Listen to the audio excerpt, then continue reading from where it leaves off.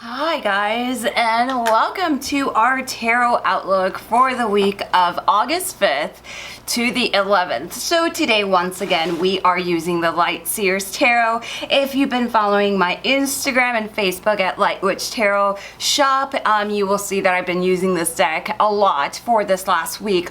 I can't say enough how much I love this deck. And let's talk about the hair because I get a lot of messages about it. Today we are on day 2 or 3, day 3 actually, and I did refresh it with the Diva Curl Refresher, which is brand new in the market, and I was a little bit skeptic, but so far so good, right? I've only used it like twice, so we'll see, right? And what I have underneath is a mixture of, I believe it is, I have no idea, but we're doing well, right? So let's go ahead and get started. We're gonna start with the cards for Monday, Tuesday, then we're gonna do Wednesday, Thursday, then we're gonna go ahead and take a look at the weekend, and then after that we're gonna read a little bit about the cosmic energy for the week as well.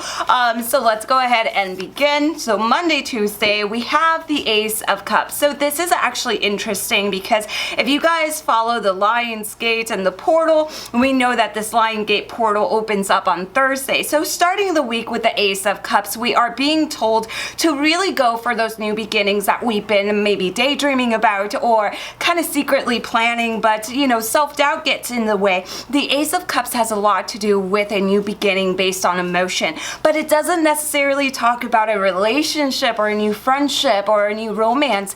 It could be a new relationship that you have with yourself. So if you've been thinking about beginning a new journey for yourself, but the self-doubt is bothering you or stopping you, the energy seems to be pretty good for Monday, Tuesday to get those plans going.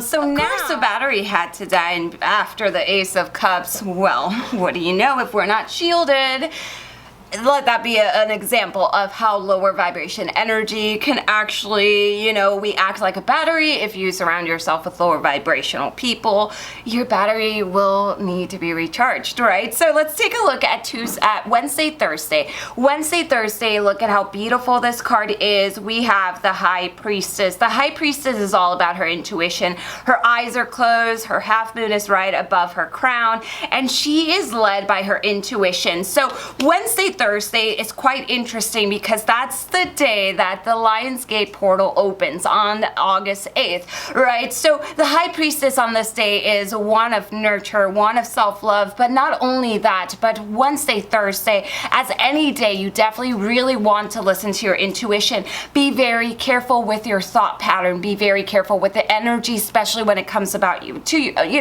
about how you talk or think of yourself. A lot of times we are ready for a change. We work with affirmations, we work with ritual, but at the same time, that self-doubt can actually make your ritual or your manifestations go numb, right? Because if I'm working so hard to better myself and to work with self-love, which we know it's pretty hard, but the way that I think about myself and talk about myself, I'm belittling myself, I'm putting that energy out there. So Wednesday, Thursday, definitely tune into your higher self by using meditation, by taking deep breaths, by allowing that inner monologue to kind of calm down a little bit. It's not going to be quiet. That's not the goal here. The goal here is to not feed it, right? And now let's take a look at the card for next weekend, and we have the Page of Pentacles. We know that the Page is a very youthful energy. She is balanced as she holds her mandala. I love how the pentacles are represented by mandalas in this particular card.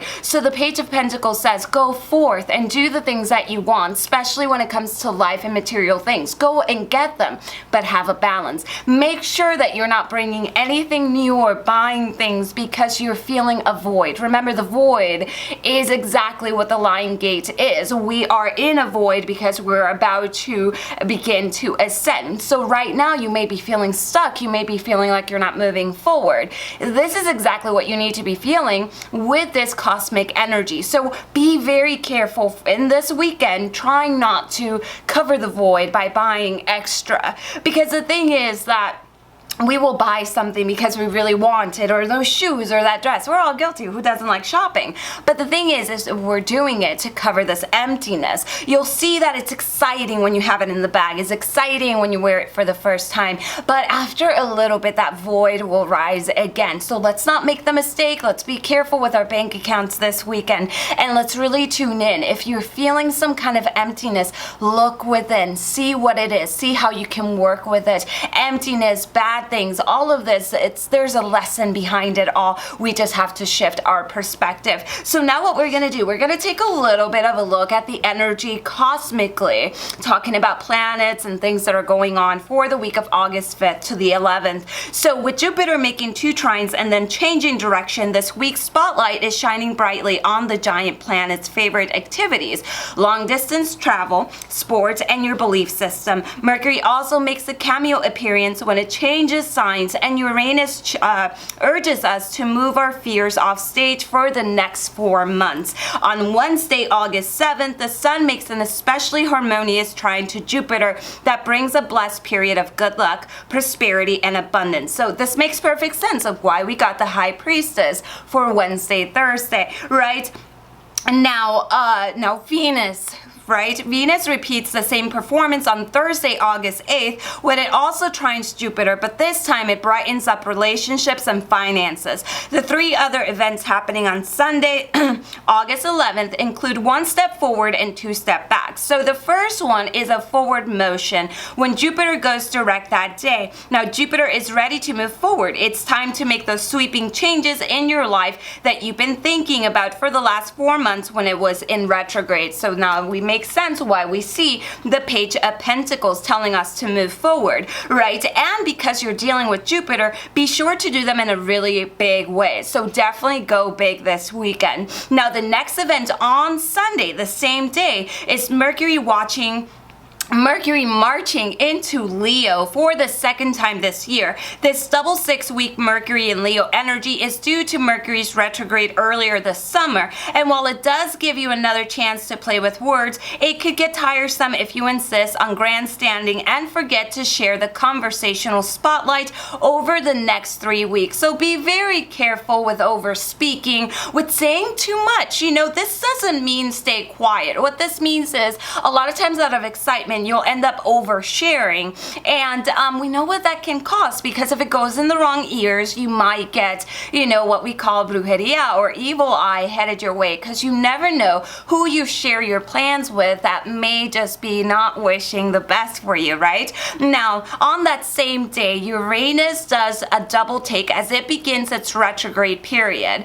Uranus is still a sleeping dragon when it's in retrograde, but since it's going to be asleep for the next 5 months, it's a good time to take a break from any fears about universe chaos. So let's say you've had anxiety, or your brain is overtaking by making you worry about certain things. Uranus this time around in retrograde is going to be sleeping. So it's not like your fears are going to be taking over. This is actually a good time to set those fears aside, to take a deep breath for the next 4 to 5 months. If you don't yet, definitely have some kind of meditation and plan. Meditation doesn't have to be you sitting there in an uncomfortable position. You can dance, you could go for a walk, you could do breathing exercises. Every time that I bring my meditation workshop yearly, I always get everybody that tells me I'm joining because I can't meditate. And once they realize that there's so many different ways to meditate, they see a change and they're like, thank you, you got me to open up to it. And I'm like, it wasn't me, you just had to change, the idea of what meditation is really, should be really like. So I hope that this kind of helps you guys for this coming week of August 5th to August 11th, and I will see you all next weekend for our outlook for August 12th to August 18th. So lots of love and light to you guys. If you'd like to schedule a reading, if you'd like to schedule and take a look at our 100% soy wax ritual candles. I do have a shop for the last 25 years, and it's over at www.lightwitchtarotshop.com. All of our ritual candles are 100% soy free, includes no chemicals. Everything is natural. I don't even scent them. And basically our courses, our email challenges, and we've just been on the rise for the last 24 years. So thank you guys for your endless support and your love, and I will see you again next weekend. So lots of love and light again, and blessed be. Bye-bye.